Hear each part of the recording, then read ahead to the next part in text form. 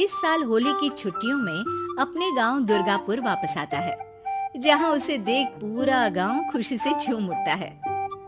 जब गया था तब इतना सा था और अब देखो कितना बड़ा हो गया है। हाँ सरपंच जी, जब मैं गया था तब आप भी बहुत जवान थे और अब देखो कितने बूढ़े हो गए हैं आप। चलो चलो बढ़िया है, बच्चा घर वापस आ गया। इसी खुशी में आज रात पार्टी होगी। क्या बात है, गांव में भी पार्टियां होने लगी।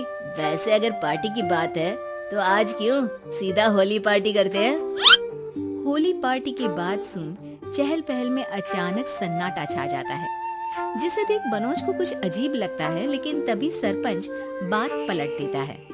अब बहुत देर हो गई, चलो सब अपने घर चलो, पार्टी के बारे में कल सोचेंगे।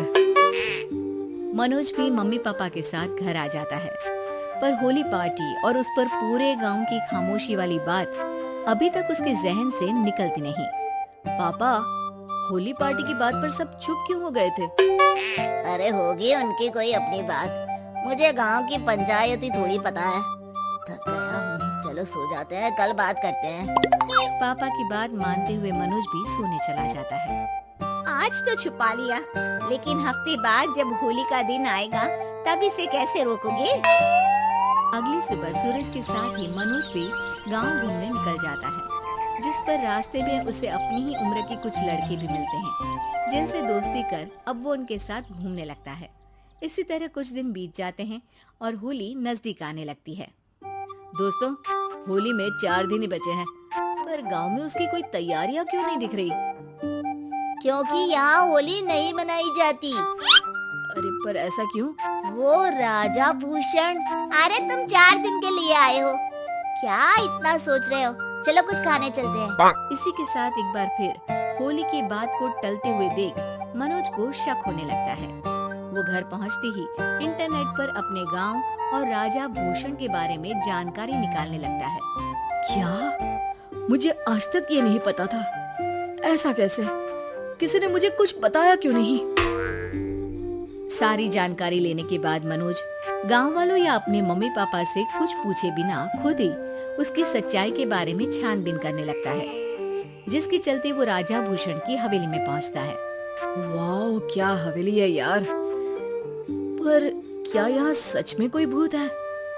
हेलो भूत जी, कोई है क्या?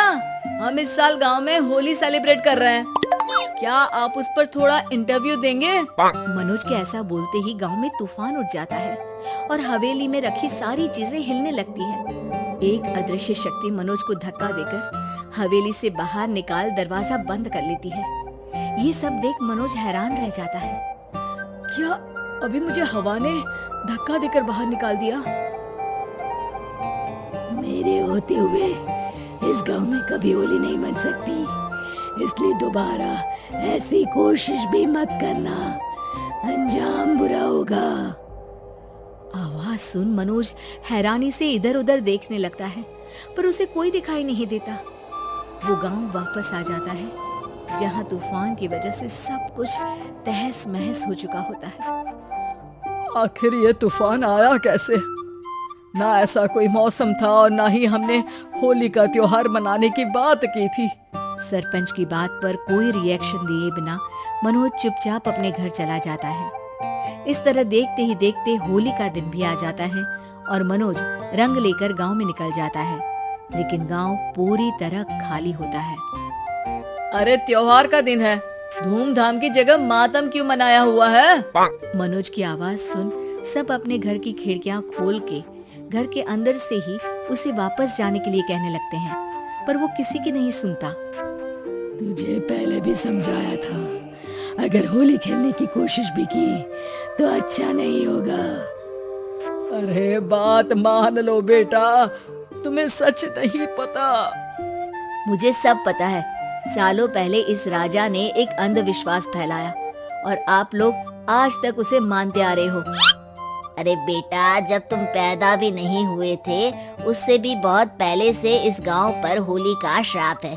अगर गांव में होली का त्योहार मनाया जाता है तो प्रलय आना पक्की बात होती है। राजा भूषण इस सब में नहीं मानते थे और त्योहार मनाने लगे, जिसके चलते होली वाले ही दिन पहले उनके बेटे की और फिर उनकी मृत्यु हो गई। तभी से गांव की रक्षा के लिए उनकी आत्मा उस हवेली में रह रही है। सबकी बातें सुन मनोज उलझन में पड़ जाता है। सोचना भी मत मनोज, अगर तुमने इस परंपरा को तोड़ने की कोशिश भी की तो उसका परिणाम इस गांव और गांव के लोगों के लिए अच्छा नहीं होगा। मुझे भी यकीन नहीं हो रहा कि आप लोग एक बेतुकी बात को मानकर सालों से रंगों के त्योहार को मातम की तरह मनाते आ रहे हो। मनोज किसी की कोई बात ना मानते हुए पूरे गांव में रंग बिखेर देता है, जिसके तुरंत बाद वहां तूफान के साथ बिजलियां गरजने लगती है। अचानक मौसम में ऐसा बदलाव देख जहां मनोज कंफ्यूजन में आ जाता है, वहीं गांव वाले डर से सहम जाते हैं।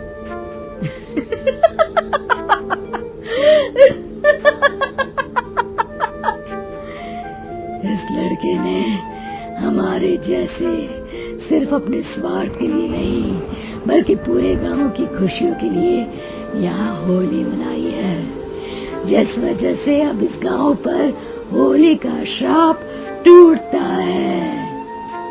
ऐसा बोलकर राजा का भूत वहां से गायब हो जाता है, जिसके बाद गांव के लोग धूमधाम से होली मनाते हैं। खुशियों के रंग गांव में बिखरे ही होते हैं कि अगली सुबह अचानक मनोज कहीं गायब हो जाता है और एक बार फिर गांव में होली का नया राज शुरू हो जाता है।